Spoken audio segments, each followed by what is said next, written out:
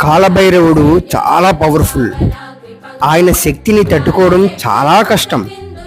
చాలామంది భైరవుడికి ఉపాసన చేద్దాం అనుకుంటారు. చిత్రపటం పెట్టుకొని ఉపాసన మంత్రోపాసన చేయడం వేరు, ప్రతిష్ఠ చేసుకుని విగ్రహ ఆరాధన చేయడం వేరు. ఆ స్వామి చాలా వరకు కూడా పరీక్షలు పెడతాడు. ఎందుకు అంటే భైరవుడికి చేసేటువంటి ఆరాధన తాంత్రికమైనటువంటి ఆరాధన.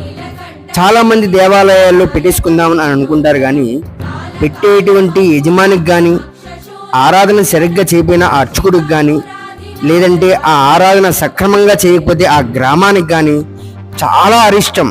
ఎంత అరిష్టం అంటే చెప్పలేము. ఎందుకు పెట్టాము అని అనుకుంటాం. అంటే నిప్పుతో చెలగాటం లాంటిది అనమాట. అందుకని మీరు చేయగలిగితే ఎవరైనా సరే దేవాలయంలో ప్రతిష్ఠ చేసుకోండి. చేయకుండా ధూపదీప నైవేద్యాలు చేయకుండా ఆరాధన చేసేద్దాం, భైరవుని పెట్టేద్దాం అంటే తప్పు అది.